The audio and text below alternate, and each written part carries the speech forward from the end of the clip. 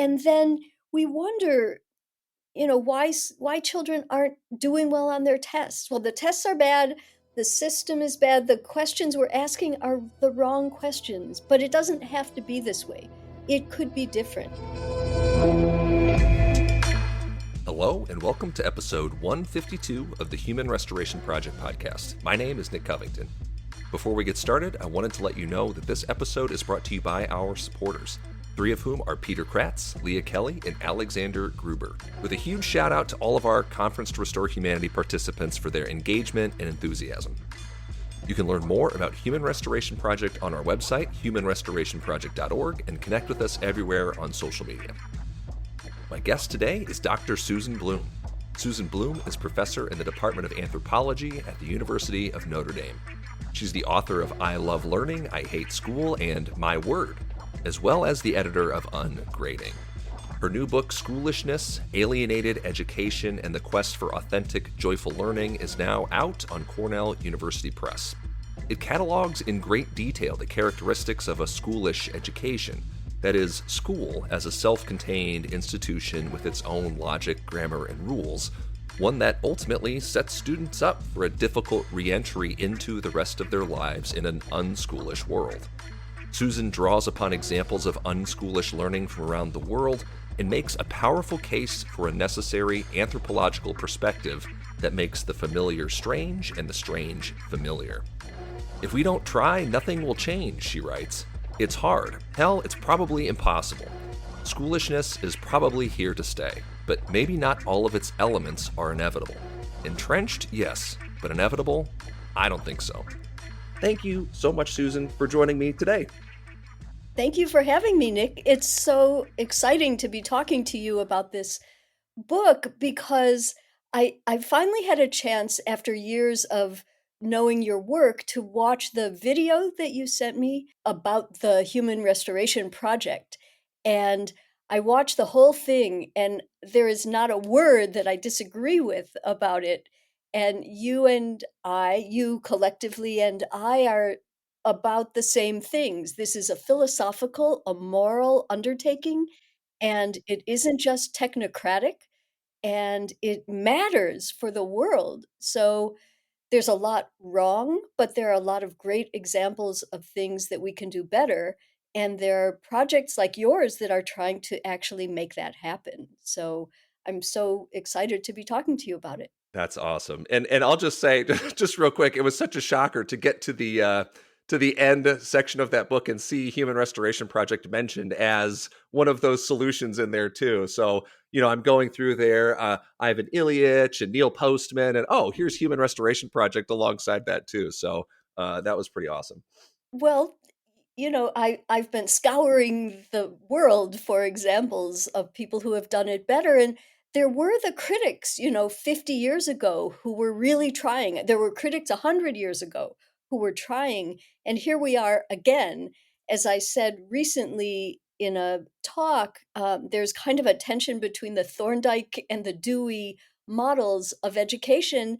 And schoolishness is basically the Thorndike model, right? It's the model, for those who don't know what that means, of measurement and testing and comparison and industry and breaking everything down into tiny, replicable, uniform units that we can then impose in every single situation, whether they fit or not. So if you have taken a standardized test, we have that thanks to Thorndike and his supporters.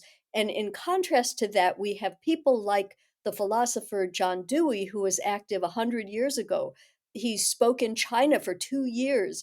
The whole world was consumed with concern about the way education was going, and they were seeking alternatives to it, and more humane, more student-centered, more learner-centered, more differentiated, more active, more physical, more social, more cooperative.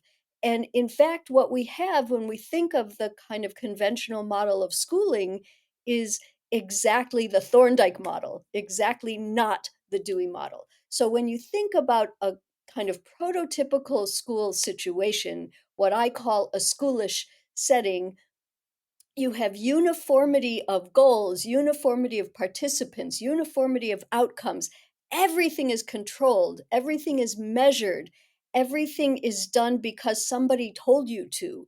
And the goal is to have students compliant and behaving according to what some outside force has imposed on them.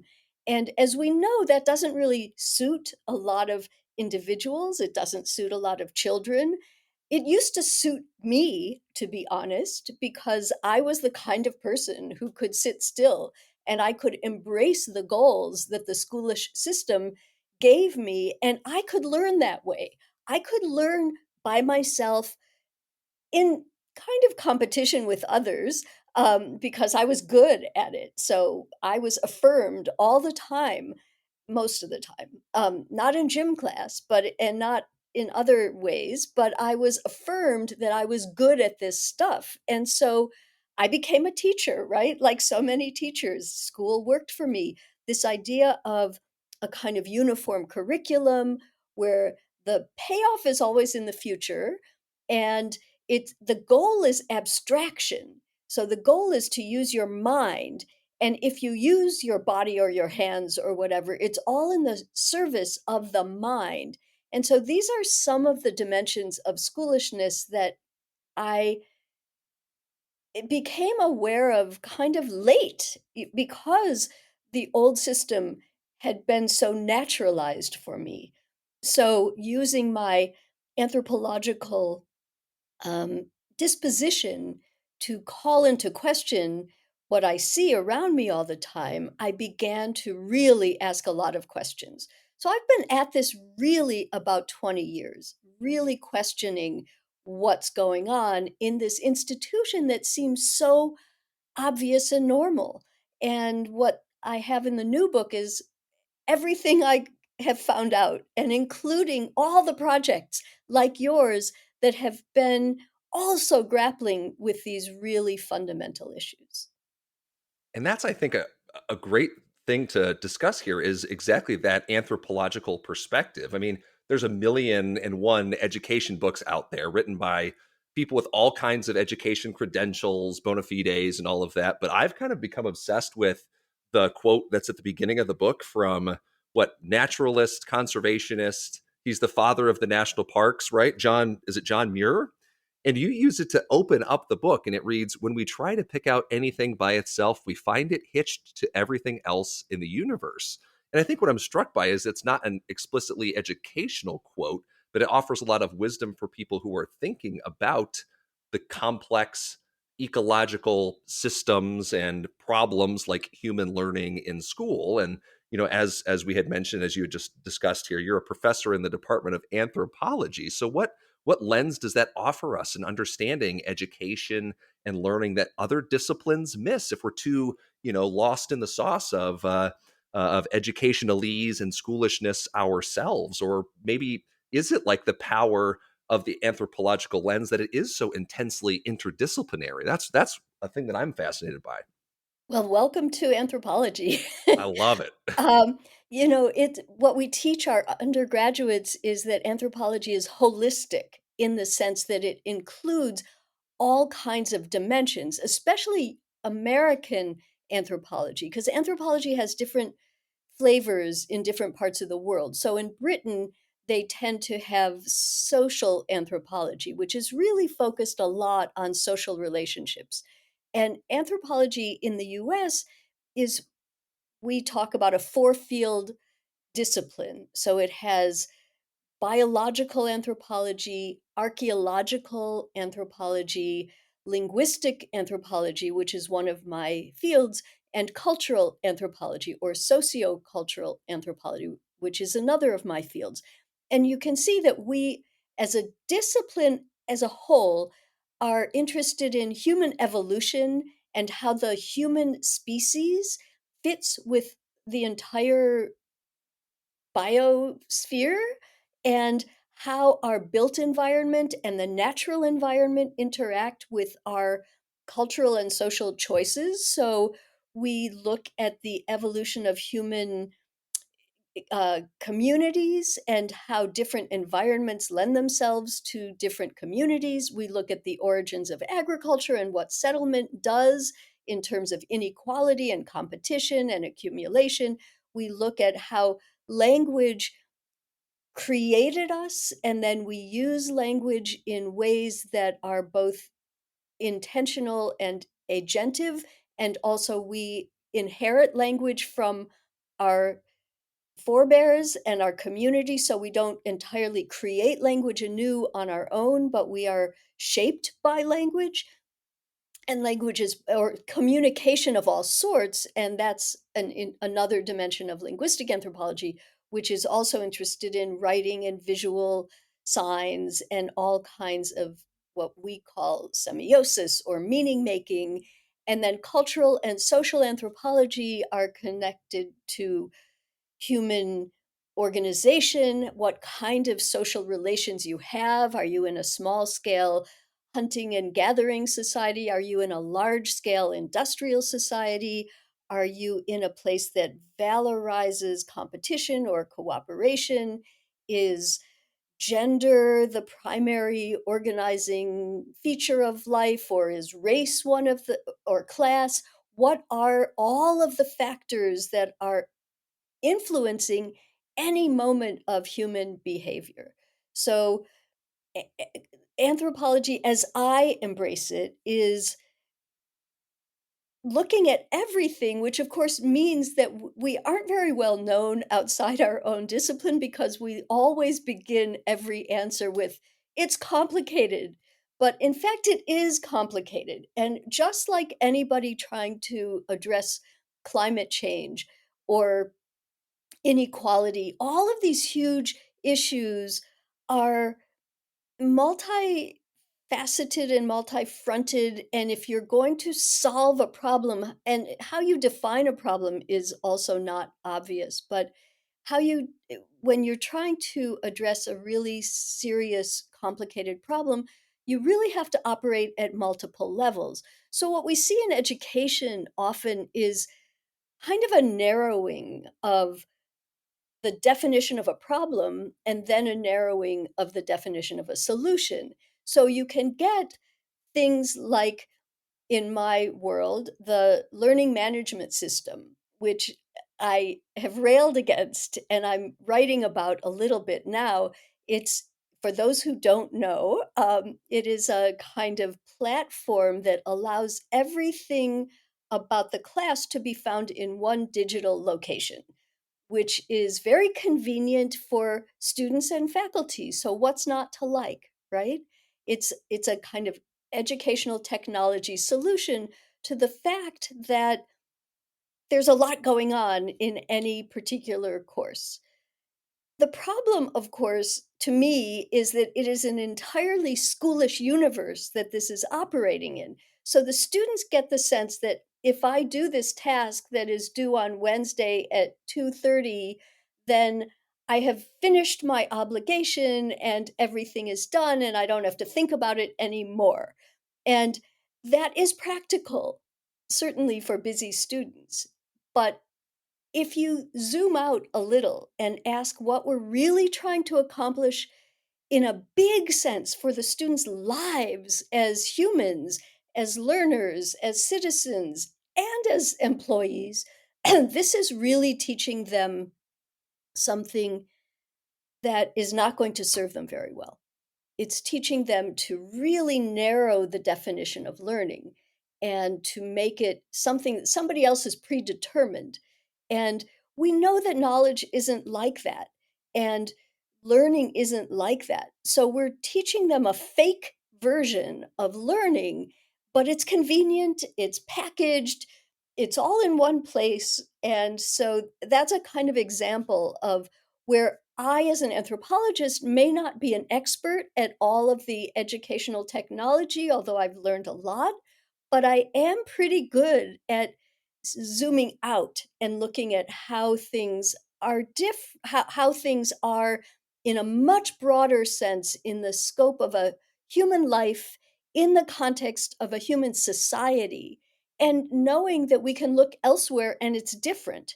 So, one of the things that anthropologists often bring to the conversation about education is that they go to other places and they look at how people learn in ways that are not so schoolish. And when you do that, our system looks really bizarre. And that is kind of we love to talk about making the strange familiar. So we go somewhere and you see 3-year-olds with machetes and you say, "Oh my God, how could that be?" But then you come home and then the familiar becomes strange. So basically, schoolishness, and in some sense, my whole life's project is to make our familiar situation strange. Because once you do that, you can question it. And once you question it, you can change it. And I so appreciate that lens because, again, so often people who are trained in education essentially get a training in schoolishness and kind of take for granted, the various parts, the LMSs, the behavior systems, the grading systems, all of those things, and don't begin to question it like it's just baked into the process. Whereas through an anthropological or other disciplinary lens, we can see no, these things didn't fall from the sky. These can be composed a lot of different ways, and they can, in fact, be composed differently to serve different ends and means. And I just think that's such a powerful way of stepping outside of ourselves and really beginning to question a lot of those assumptions. The title of the book again is "The Schoolishness: The Alienated Education and the Quest for Authentic, Joyful Learning." And alienation, or what you define as estrangement, separation, being different from, and the like, seems to be that unifying theme of schoolishness. So the $1 million question, I think, is like, how do we make school less schoolish, which you frame in part as this moving from alienation to authenticity. Again, another framing I was really struck by. So, kind of a two-parter here, but what do you see as that relationship between schoolishness and alienation being part and parcel of one another? And then I guess a little bit later on, how do we work to resolve that? How do we move from the one to the other? Well, you are a very good reader. Those are the kind of themes of the book, and I reorganized the book a million different ways. I think I had 5 or 6 completely different structures and many, many, many titles. One of which was alienation and authenticity, because these have been really helpful for me to unify what appears to be a kind of hodgepodge of topics. So the central part of the book has 10 different chapters about different ways that schoolish practices presume a kind of alienated relationship, and each one then includes examples of a more authentic or more humane alternative. So, for example, there's a chapter on space and place, and schoolishness presumes a kind of alienation from the world and the environment with buildings. And we take for granted, in a way, that schools are buildings and that you are inside and you are in chairs and you are with desks and there is a chalkboard or a blackboard or a whiteboard. And nowadays, of course, there's a projector and a screen. And all of this stuff presumes that you're contained and that you can predict where the learning is going to happen, and that you sort of block out the external world because you need to control everything inside. And we know there's a great, great book by Susan Rock, Hrach, called Minding Bodies. And she talks about how powerful it is to go outside. Even if you're in a campus in a bad weather place or something, you can still go do a field trip. You can go outside. In my own classes, I sometimes send students outside. I teach in a regular place. We have hours and buildings and classrooms. Um, but I send them outside, go observe something in the student union and come back and report on it. Or go look at the languages represented in the signs outside, or when I taught a class on food, we went to a farm, and there are things you can do that break this kind of assumed frame or confinement. And so alienation seems to be pervasive in every sort of way. And this is a topic that many philosophers and political theorists have written a lot about. So it has many, many dimensions, including, for instance, the alienation of people from minoritized groups who feel alienated by the dominant paradigms that the school system is imposing on them. But alienation is pervasive in all kinds of ways. When students say, I learned it for the test and I forgot it, that to me is an example of alienated learning, learning that never becomes part of the learner. It's always outside, it's always other than. They don't want it, they don't need it, they don't like it, they don't care about it. That's a kind of alienated learning. You do it for the test, you do it for the points, you do it for the grade, you do it for the credential, but it's not meaningful because somebody made you do it for all kinds of extrinsic reasons. So alienation aligns with extrinsic motivation and all kinds of stuff like that. In contrast, authenticity is when anthropologists go around the world and they see people learning to do rituals, and they learn how to cook, and they learn how to identify plants, and they learn how to navigate by the stars. It doesn't have to be easy. There's a book by Edwin Hutchins called Cognition in the Wild, where he has studied people navigating by the stars and learning how to operate boats in the ocean. And that is really hard technical stuff. You have to know your material. You can't just learn it in a classroom, but it matters because lives are going to depend on it. So that to me is an example of authentic learning, which is meaningful and brings authentic intrinsic rewards. You don't need points if the goal is to save a life. If saving a life is its own reward. So authenticity for me is when the activity itself has its own meaning. You don't have to go outside the activity to find a meaning. So I use the example in the book of learning a language. And I'm very fond of learning languages. I've studied many, I speak several. Um, you can learn Spanish because you want to communicate with a relative who married somebody who from a Spanish speaking country. And so you can learn Spanish for all kinds of meaningful, authentic reasons. Or you can learn Spanish because it fulfills a language requirement in your degree program. And if you're doing it for that, you might actually begin to like it or love it. You may learn it really well, but it could be Spanish, or it could be Russian, or it could be Arabic, or it could be anything else. In some ways, they're interchangeable. So the kind of choice to choose Spanish over something else is arbitrary. And when things are arbitrary, they become more alienated. So when things are authentic, they are necessary, not arbitrary. So there are a whole bunch of concepts that kind of line up. So you've got alienation and schoolishness and extrinsic motivation and arbitrariness on one side. And that's where all the bad stuff happens in terms of school. That's where cheating happens. That's where cutting corners happens.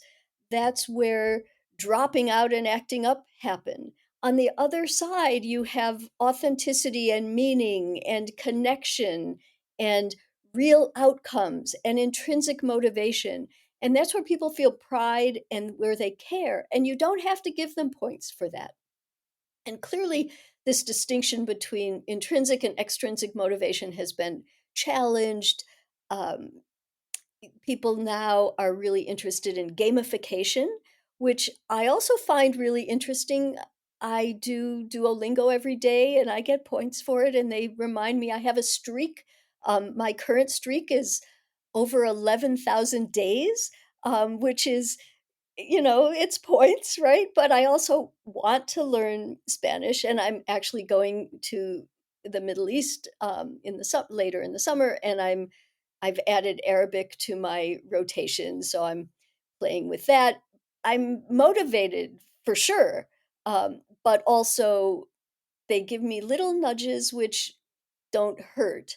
But I'm not doing it for the points. The points, and this is something that in our schoolish system we often have to grapple with, right? We are not in utopia. And so, how do we deal with the actual students we actually have in our classrooms? And sometimes some of these other tactics, which a lot of education developers talk about all the time, can be useful. But you don't need to give people points for cooking a meal for their family. That has its own intrinsic goals. So you can use points and gamification and stuff in our schoolish system, but in the dream system that I'm envisioning, we don't need them. And you mentioned the connections to ungrading as well as like an entree into shifting away from that alienated system because as mentioned with the John Muir quote, right, once you find grading is connected to assessment systems and motivation systems and LMS and all these things, you slowly realize, well, if I'm moving towards ungrading, I need a different way for students to show their learning. So now your assessment changes. And then when you change your assessment, you realize, oh, I can't teach the same way that I used to before. So your instruction changes. And then those behavior systems that you were relying on, suddenly those things change too. And everything is all kind of connected together. But in the schoolish system, it all is there to reinforce those schoolish attitudes, habits, abilities, and really like sort students by how well they play in that schoolish environment. And in the book, you actually make a case study kind of for the authentic space that I think that space that you'd like us to move into. So let's talk about that Bowman Creek educational ecosystem as that case study for the kind of authentic unschoolish project we should be doing more of. So could you just describe that program in a nutshell, what you observed, and particularly how participants felt about that experience? I loved the data reporting on that too. Yeah, and I only gave a little tiny hint of the data. We have so much data, but Oh, I don't know how to use it all. But so this is a project that still exists, but with a different name now. It was begun almost 10 years ago by student engineers at my university, the University of Notre Dame. And it was actually the Society of Women Engineers who wanted to clean up a local polluted creek. And so they began to work on the engineering side. This project grew quickly over time and it became championed by one of our engineering faculty. And then he partnered with a city engineer and they created this project. I was brought on in about year 2 or 3 with some other social scientists because they wanted us to study it a little bit. After I worked on it for 3 years, and somewhere between the first and second year, I realized I could study the learning. And they wanted us to study something else. But I thought this is a perfect example of how people are learning outside a schoolish structure. So the year I write most about was 2017 when we had 30 interns. 5 of them were ethnographic interns. That means they were hired as anthropologists embedded in this project. And there were 8 or 9 projects that these teams were doing out in the community. The goal was to work with the community, not on the community, as so many other community-based projects do. And it had an engineering core, but it became clear that there were social and political and economic and aesthetic dimensions to it even. They built rain gardens and um, tree nurseries, and they fixed up a playground, and they got lamps in neighborhoods, street lamps. They did all kinds of things. So they came in with whatever academic training they'd had. And one of the things that the project was really proud of was that they had multidimensional diversity. So there were students who went from age 15 in high school to people in a community college who were 50 years old, and then people at highly selective colleges, regional colleges, all kinds of things. We had a bunch of mentors from the community, including high school teachers who were helping the groups. The students had backgrounds in math, computer science, civil engineering, economics, sociology, they had psychology, they had anyway, but they what they had was they had to define projects. And these projects drove their work for the whole summer. They've now shortened the summer, but at the time it was 10 weeks long and or 8 weeks long. Um, and the goal was to complete a project. So whatever it took to complete this real project was what they did.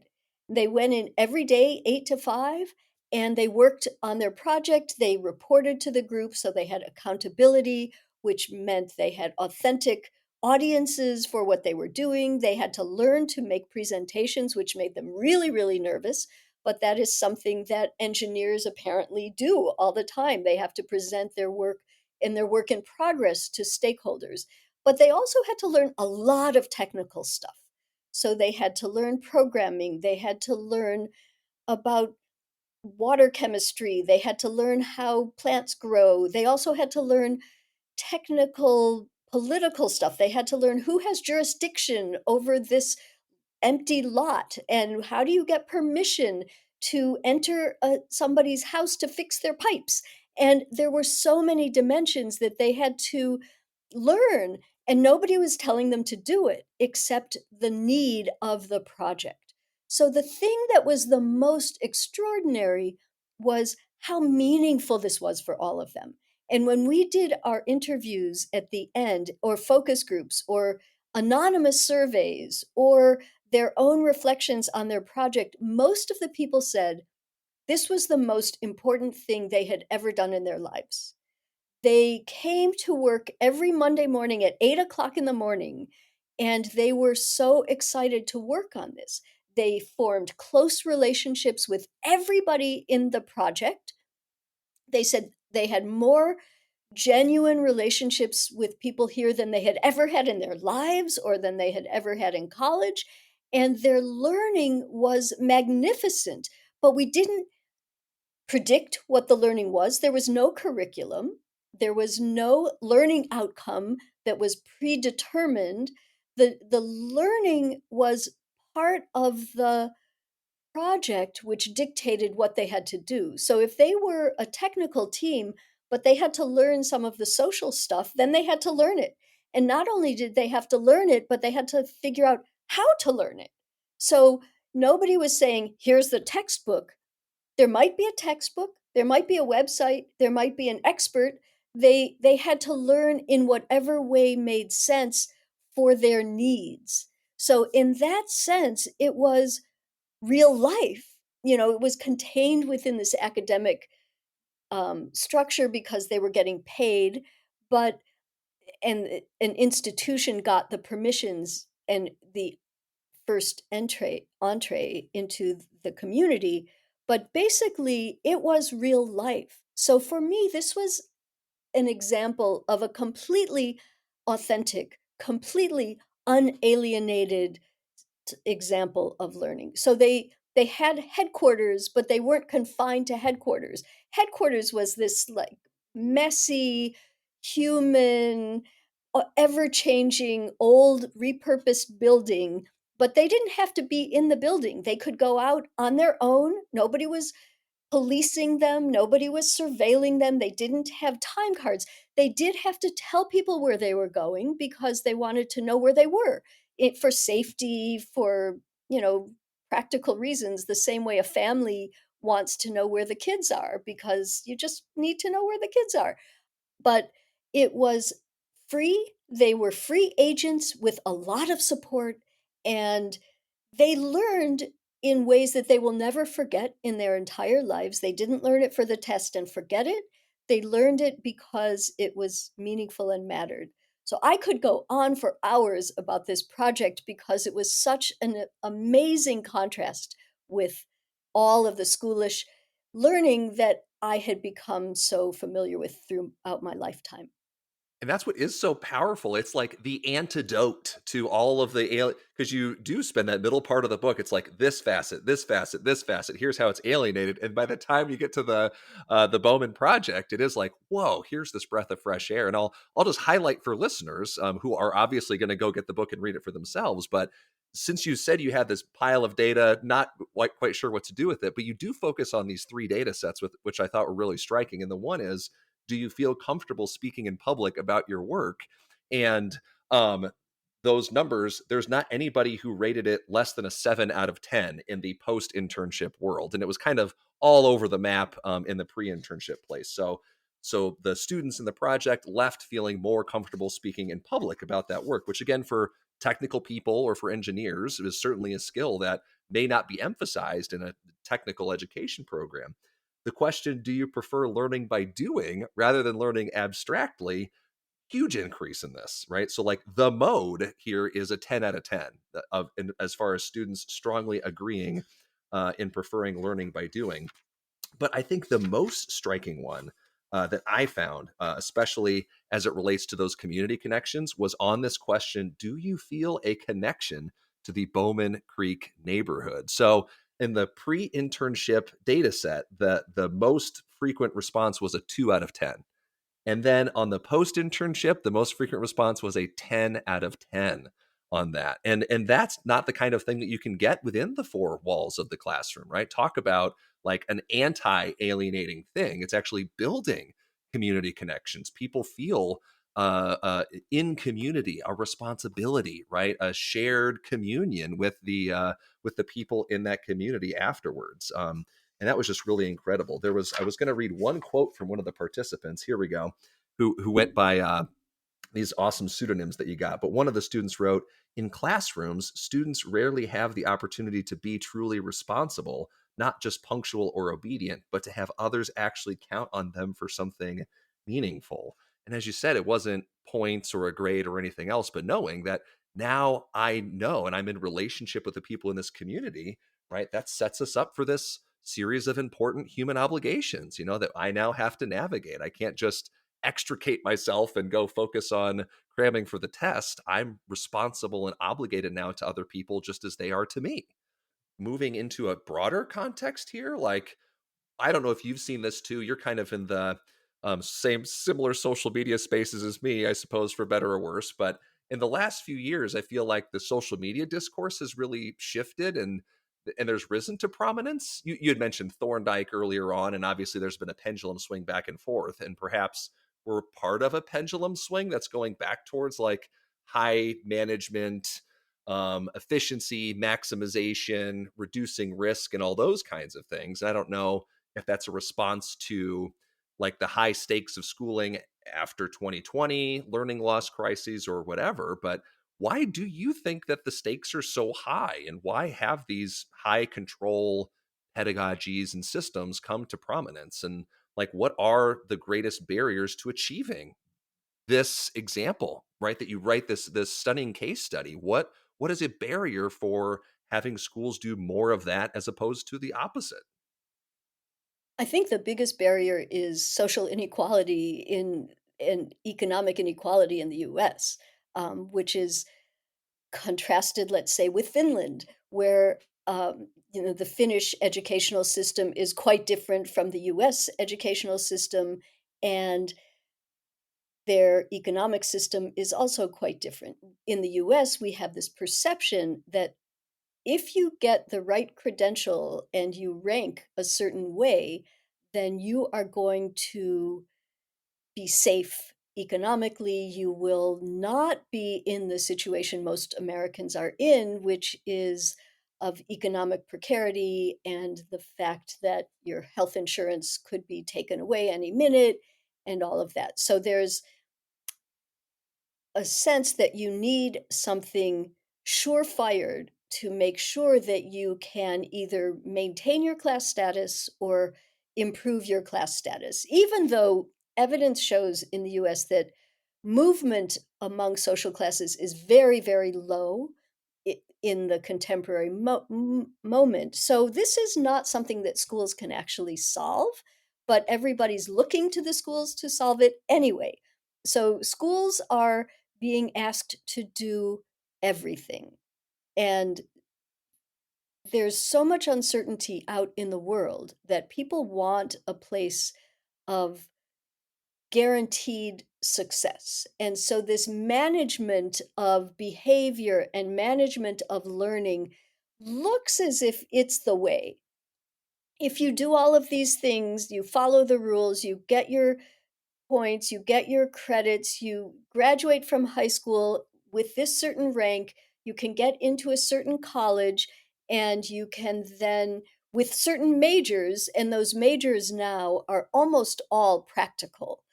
There's a perceived crisis in the liberal arts because students in colleges aren't majoring in the liberal arts so much.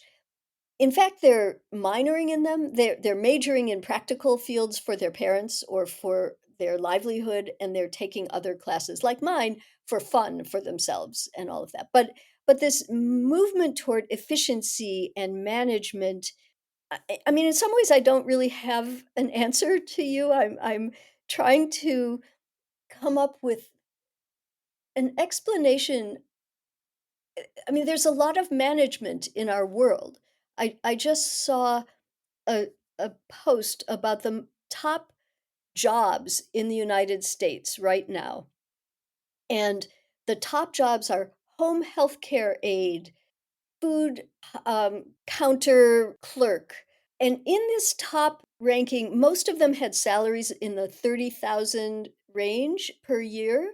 Um, the one exception was management, which had a salary of 100,000 a year. And there are a lot of managers. And this looks like the way. We have this kind of scientific, metric focused outlook in our healthcare, in our economy, in our food system, in our education system, as if we have figured everything out. And if you just crank everything through this uniform system, you will have proper outputs. And I teach classes, I have taught classes for 30 some years about the food system.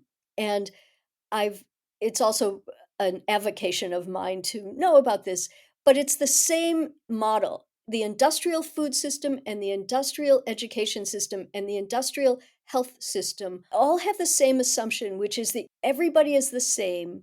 And if you can break everything down into its tiny components and then just put them back together artificially, you sort of alienate everything, and then you artificially connect them, then you will get the output you want. So for instance, in agriculture, we have destroyed the topsoil, but we have been able to add fertilizer, which can artificially produce food in great quantity, even though the food isn't as nutritious and it certainly doesn't taste as good, and it continues to require more and more inputs of pesticide, herbicide, fertilizer, energy, but it produces something that resembles food.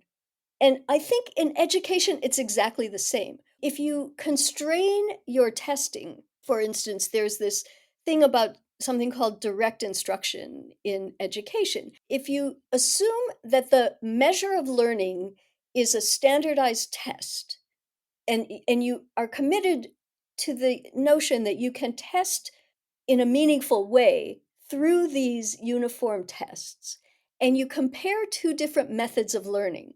Let's call one curiosity driven learning, and let's call the other one direct instruction. Direct instruction will often produce better results on those standardized tests because they're basically the same thing. One is just at a different moment in this cycle, but the curiosity based learning doesn't do things that way. It may be that you create somebody who goes home and spreads this curiosity to their family, and it has an effect on their younger cousin, or they go out and invent something, or they go into the community and they have a relationship with an older person who can tell them something. So that's not measurable on a standardized test. It's impossible to get metrics if you are actually looking at things that are more meaningful. So if you're going to test the deliciousness of food, you can test a strawberry that's produced to be huge and red and transportable, and look like a strawberry, and you can get one in January in Indiana, but it will have no taste, and it has put all these chemicals on the soil, and it has been transported 1,500 miles, but it looks like a strawberry. But the one I get for 2 weeks in June that was grown down the street, that was fertilized by the compost, that strawberry is delicious. But if depending on what you're testing, the first one, the big red one that you can get in January, looks like you've produced something amazing through your industrial agriculture. And in education, it's the same thing. You can get high test scores if you teach to the test. And we know that so well. But for instance, I taught a class this past spring on food. And basically, the class was one question: what should we eat? And the class also emphasized speaking, and it was a fun class, and I love teaching it. But at the end, one of my students said to me, for most of my classes, I forget everything I learn as fast as I can because I don't really care about it. But in this class, I learn things that I will know forever. And for me, that's validation of the fact that he got interested in something, and then he went and learned about it. He and his team did a TikTok about it, and that was their learning. So they learned skills, and they learned to ask a question, to answer a question, and it mattered to them. So those everybody wants to know the answer. We have NGOs and governments that depend on metrics. And if you want metrics, if you've if your whole system depends on metrics, then you have to produce these metrics. And so for students to use the LMS, they can see I have a 97% completion rate on time in the window when the assignment is available. And then an administrator could come in and see how long are the students engaging with the LMS, which, as we all know, is meaningless because people turn on a program and then they go and they exercise and they come back and it shows that they've been on it for 2 hours, but they haven't. But I I don't really know why this moment is producing so much of this, but it certainly is. And the example of learning loss is one of those great examples. Yeah, it took me far too long, like in my own classroom teaching career, to realize like the things that made me a good educator were the things that made me a bad teacher in like the bureaucratic management sense. And then the more that I did more of the educator things, kind of the worst teacher I became. And then eventually, like the system kind of rejected me for those reasons. And I would always try to tell my seniors in particular, as I made room for more authentic learning for my high school seniors, at the cost, frankly, of like teaching core curricular content for my econ class, for example. So I would say like, I don't really care if you know about the price elasticity of demand, right? That's go poll 100 adults and 99 of them aren't even going to know what you're talking about, okay? But I want you to start something here that you're not going to finish until 5 years from now or 10 years from now, right? So again, to come back to these metrics, that's not anything that was reflected in a final course grade or in, I guess, on an ACT score or anything else that'd be relevant to college admissions. But they're the things that kids would come back to me when they were in college or like beyond and say like, hey, this thing that I started in your class or got thinking about really motivated me later on. And they'd email or touch base with me on social media about all those. And those are validating, certainly, but they're not captured, as you say, in those metrics. And it really is just kind of this alienated system on top of alienated system. Thinking back to that econ class and on the notion of alienated labor, it was really an interesting revelation for them to see. We were looking at like, hey, where does all this stuff come from, right? Like our Chromebooks are, what's the supply? It was like a really econ focused thing. And we learned that the desks and the chairs and all of the school supplies were built and supplied by Iowa Prison Industries.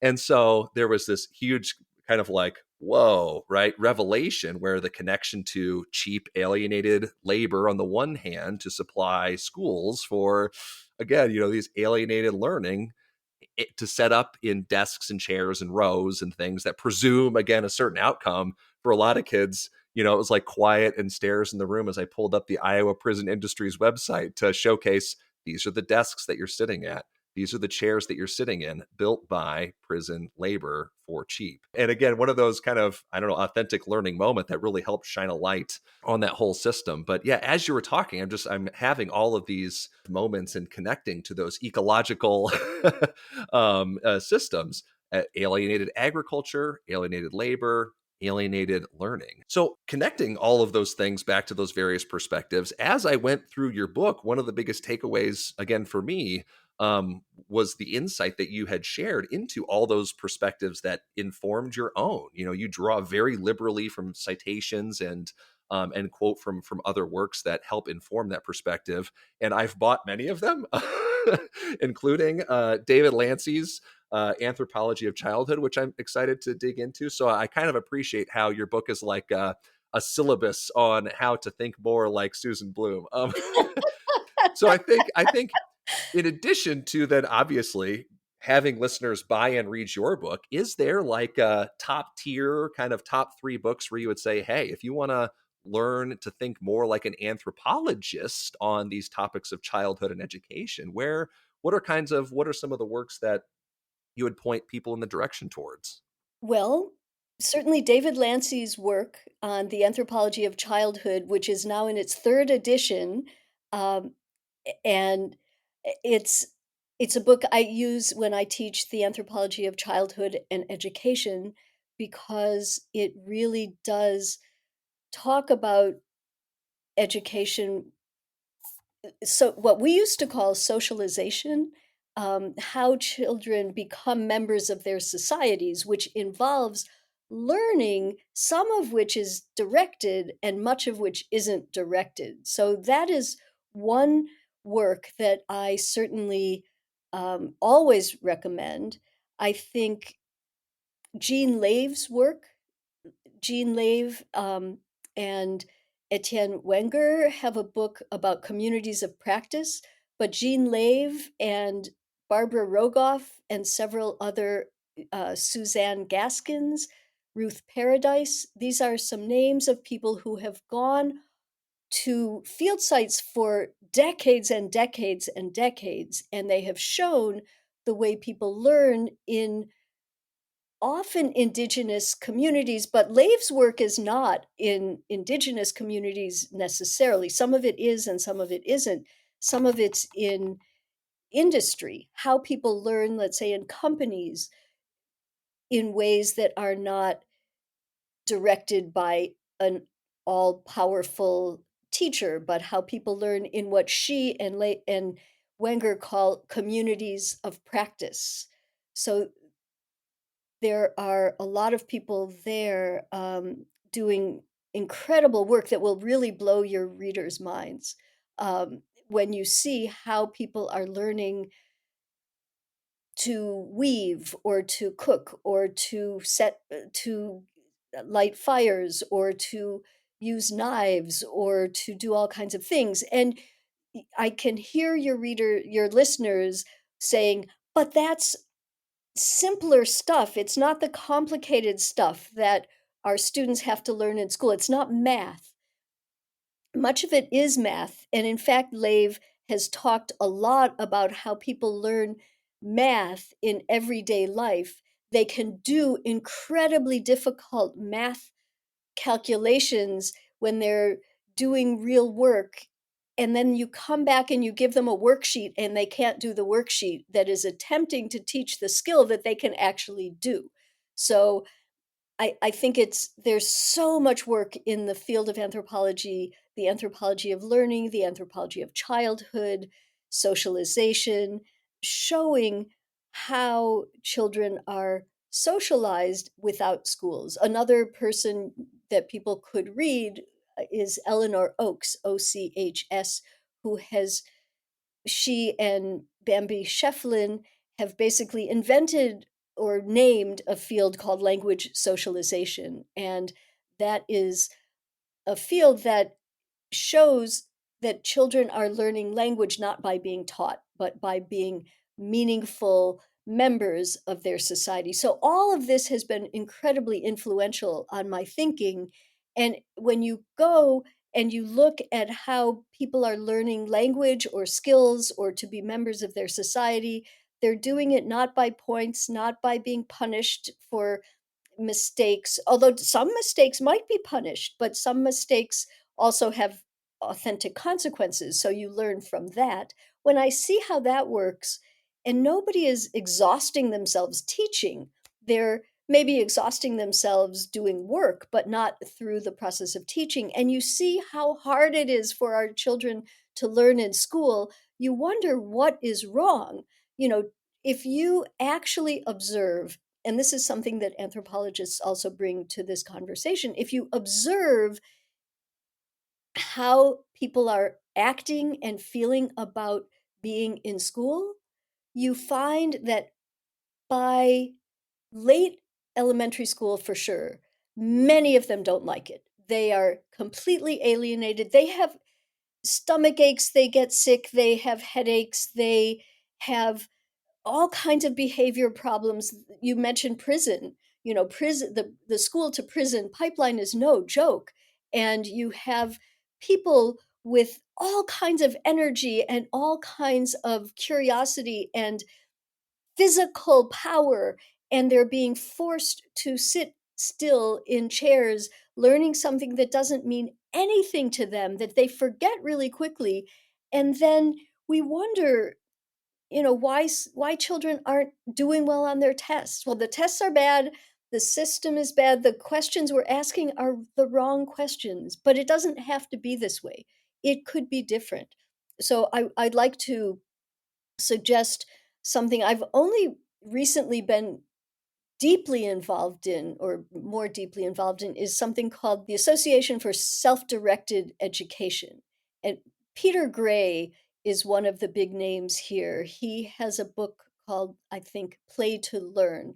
And he's all about looking at, he's not an anthropologist, he's a psychologist, but looking at indigenous communities and what kinds of lessons we can learn from them about how people are learning. And what he finds is they're not learning in confined spaces with somebody telling them what to do, but they're learning, he says, by play.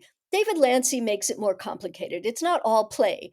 Um, but but the self-directed education work, people like Gina Riley, who has written about this, and several others, Helen Reese, they've looked at self-directed education unschooling the Sudbury schools, which began in the Sudbury Valley in Massachusetts, but a long time ago.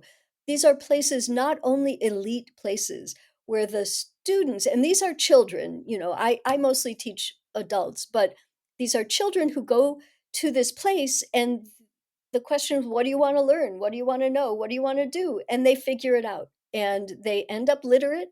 Most of them learn math, some of them don't, and that's one of the regrets that some of them have later in life, that when they were children, nobody made them learn math, and so now it's hard to become a doctor because they missed out on some of the early math thinking.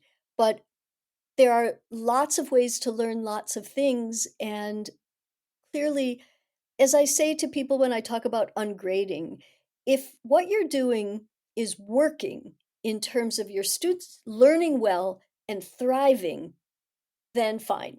Don't change anything. But if they're not learning and they're not thriving, then maybe what we're doing isn't working, and then maybe looking somewhere else is a good idea. I think that's a perfect place to, to leave it. The book is Schoolishness, Alienated Education, and the Quest for Authentic, Joyful Learning, which I would highly, highly recommend. Available everywhere. Thank you so much, Susan, for taking the time to share your work with us today.